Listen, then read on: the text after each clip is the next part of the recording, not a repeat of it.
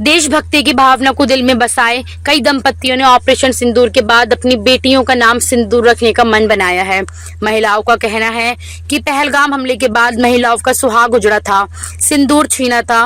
उसके बाद भारतीय सेना ने सफलतापूर्वक ऑपरेशन सिंदूर अभियान चलाया। इससे हम सभी गौरवान्वित हैं। अब सिंदूर शब्द नहीं, जज्बात है। इसी की याद में हमने नवजात बच्चों का नाम सिंदूर रखने का निर्णय लिया है। मेडिकल कॉलेज में अलग अलग क्षेत्र से आई महिलाओं के नवजात को जन्म देने के बाद किए गए इस फैसले की चर्चा पूरे जिले में होने लगी है।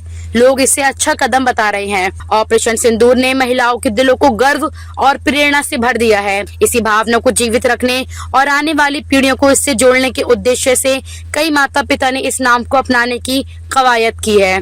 अस्पताल में पहुंचे कुछ परिजनों ने बातचीत में इस बात की जानकारी दी। पडरौना क्षेत्र के सोहरौना के मदन गुप्ता की बहू काजल गुप्ता ने बेटी को जन्म दिया है। मदन गुप्ता ने बताया कि जब से सेना ने पाकिस्तान को मुंह तोड़ जवाब देते हुए महिलाओं के सिंदूर का बदला लिया, तब से बहू की लालसा थी कि होने वाले नवजात का नाम सिंदूर रखे। ऐसे में हम इस बेटी का नाम सिंदूर रखेंगे, जिससे हम न केवल सेना के इस ऑपरेशन का स्मरण करेंगे, बल्कि इस दिन को उत्साह के साथ मनाएंगे भी। बेड़ीहारी के रहने वाली अजीत शाही की पत्नी अर्चना शाही ने बच्ची को जन्म दिया है। अजीत शाही ने बातचीत करते हुए बताया कि मैं और अर्चना की बेटी के जन्म देने से पूर्व ही इसके पुकार के लिए सिंधु नाम सोचा था। सीएम ने किया senior citizen day care centre का लोकार्पण, कहा जनता की सुविधाओं को बनाए सरल। मुख्यमंत्री योगी आदित्यनाथ ने कहा कि लोकतंत्र की पहली शर्त है संवाद के साथ ईज ऑफ डूइंग बिजनेस और ईज ऑफ लिविंग की। जनता की सुविधाओं को हम कितना सरल कर सकें, उनकी सुनवाई हो सके, थोड़ा सा प्रयास हम करेंगे तो जन सुनवाई से इसे और बेहतर किया जा सकता है। सीएम सोमवार को गोरखपुर क्लब के सामने नगर निगम की ओर से बनाए गए नगरीय सेवा केंद्र और senior citizen day care centre का लोकार्पण करने के बाद उपस्थित जन समूह को संबोधित कर रहे थे। उन्होंने कहा कि नगरीय सेवा केंद्र में नगर निगम की सभी सेवाएं मिलेंगी। 16 वार्ड के नागरिकों को नगर निगम जाने की जरूरत नहीं होगी। छोटी छोटी बातों को लेकर एक आम नागरिक को भटकना पड़ता है। गलत टैक्स आ गया, उसको सुधारने, प्रमाण पत्र, इन सभी समस्याओं का यहाँ से समाधान हो पाएगा। लोकतंत्र में आम जनमानस को एक सामान्य नागरिक नहीं कहा गया है। आम नागरिक लोकतंत्र में जनता जनार्दन के रूप से संबोधित किया जाता है। जनता जनार्दन की भावना को अंगीकार करना पड़ेगा। Senior citizen day care centre में बुजुर्ग नागरिकों के लिए सुविधा रहेगी। वे लोग दिन भर यहाँ बैठ सकते हैं। योग से लेकर लाइब्रेरी का लाभ मिलेगा। खाली समय में किताबों के बीच वो अपना समय व्यतीत कर सकेंगे। आज हमारा गोरखपुर बदल रहा है। इस बदलाव में आम जनमानस को भी जोड़ना पड़ेगा। आम जनमानस भी उसे जन आंदोलन के रूप में लेगी, तभी योजना सफल होगी। योजना को सफल करने के लिए आम जनमानस को उसके साथ जोड़ें। पार्षदों के लिए भी व्यवस्था है। बदले हुए परिवेश में जब दुनिया आगे बढ़ रही है, भारत एक नई ऊंचाई को प्राप्त कर रहा है। भारत दुनिया की चौथी बड़ी अर्थव्यवस्था बन गया है। आज हमारा देश जापान को पीछे छोड़कर चौथे पायदान पर आ गया है। जिस देश ने हम पर 200 साल राज किया, उसे पछाड़कर भारत दुनिया की 5वीं सबसे बड़ी अर्थव्यवस्था बना है।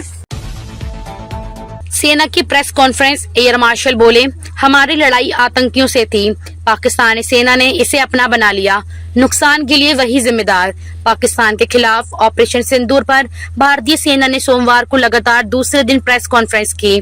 आर्मी से DGMO lieutenant general Rajiv Ghai, navy से वाइस एडमिरल एएन प्रमोद और एयरफोर्स से एयर मार्शल अवधेश कुमार भारतीय ने ऑपरेशन सिंदूर पर जानकारी दी। एयर मार्शल भारती ने कहा, हमारी लड़ाई आतंकवादियों के साथ है, हमारी लड़ाई पाकिस्तानी मिलिट्री के साथ नहीं है। पाकिस्तान की सेना ने आतंकियों का साथ दिया तो हमने उसका जवाब दिया। इससे पहले रविवार शाम 6:30 बजे इन्हीं अफसरों ने 1 घंटा 10 मिनट तक प्रेस कॉन्फ्रेंस की थी। भारत और पाकिस्तान के बीच 10 मई की शाम 5 बजे संघर्ष विराम हुआ था। वाइस एडमिरल एएन प्रमोद ने बताया, नौसेना सर्विलांस डिटेक्शन में लगी हुई थी। हमने मल्टीपल सेंसर्स और इनपुट्स दिए।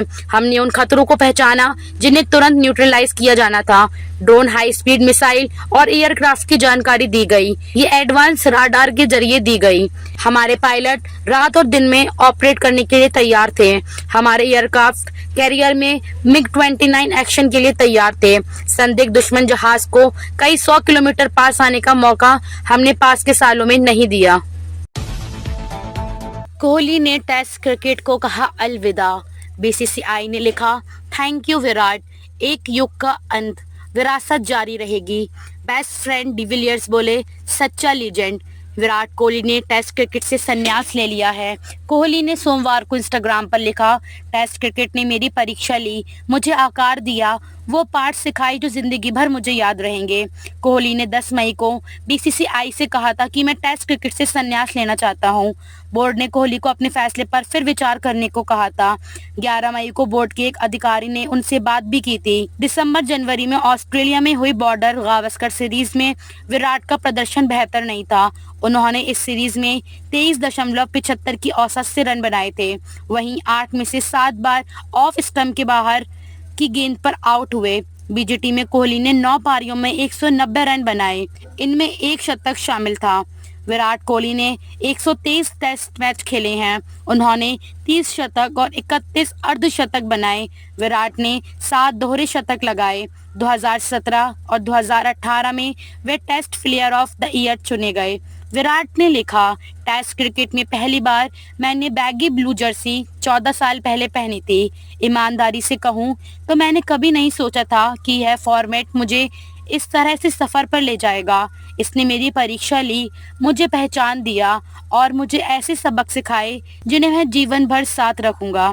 सफेद जर्सी से खेलना मेरे लिए बहुत ही खास और निजी अनुभव है। परिश्रम, लंबे दिन, छोटे छोटे पल जिन्हें कोई नहीं देखता, लेकिन ये हमेशा आपके साथ रहते हैं। जब मैं इस फॉर्मेट से दूर जा रहा हूँ तो यह आसान नहीं है, लेकिन यह फिलहाल सही लगता है। मैंने इसमें अपना सब कुछ दिया है और इसने मुझे मेरी उम्मीद से कहीं ज्यादा दिया है। थाना क्षेत्र के बैकुंठपुर के रास्ते रविवार को बिहार जा रहे गोवंश लदे पिकअप को पुलिस ने पकड़ा। साथ ही 4 तस्करों को धर दबोचा। उनके पास से एक तमंचा व कारतूस भी बरामद हुआ है। पुलिस तस्करों से पूछताछ कर कार्रवाई करने में लगी है। पुलिस को सूचना मिली कि क्षेत्र के देवरिया बैकुंठपुर मार्ग से गोवंश लदे पिकअप को पशु तस्कर बिहार लेकर जाने वाले हैं। खबर मिलते ही एसओ त्रिवेंद्र कुमार मौर्य हमराहियों के साथ निकले और बैकुंठपुर मार्ग पर मटिया चौराहे के पास वाहन चेकिंग करने लगे। इसी बीच सामने से पिकअप आते देख सुरक्षा कर्मियों ने रुकने पर इशारा किया। पुलिस को देख चालक गाड़ी लेकर तेजी से भागने लगा। यह देख पुलिस ने गाड़ी का पीछा किया। जैसे ही कुछ दूरी पर पुलिस ने पकड़ लिया। इसके बाद पुलिस को चकमा देकर तस्कर गाड़ी से उतरकर भागने का प्रयास किया, लेकिन सुरक्षा कर्मियों ने उन्हें पकड़ लिया। तलाशी लेने पर पिकअप पर 14 गोवंश लदे थे, जिसमें एक की मौत हो गई थी। पूछताछ में तस्करों ने अपना नाम ताज मोहम्मद पुत्र मशरुद्दीन निवासी बलुआदा, थाना जीबी नगर तलवारा, जिला सिवान बिहार, सलाउद्दीन पुत्र ग्यासुद्दीन निवासी अहिरौली, नरहवा सुकुन जिला गोपालगंज, शहाबुद्दीन पुत्र शमसूल होदा शाह निवासी अहिरौली, नरहवा गोपालपुर जिला गोपालगंज, इब्राहिम पुत्र बहरुद्दीन शाह निवासी अहिरौली, दुबौली जिला गोपालगंज बताया। तस्करों के पास से 12 बोर का एक तमंचा, 12 व 2 कारतूस पुलिस ने बरामद किया। सभी गोवंश को सुकरौली गौशाला भेजा गया, जहां सभी गोवंश का मेडिकल परीक्षण किया गया। इसमें 13 गोवंश जीवित और एक बछड़ा मृत था।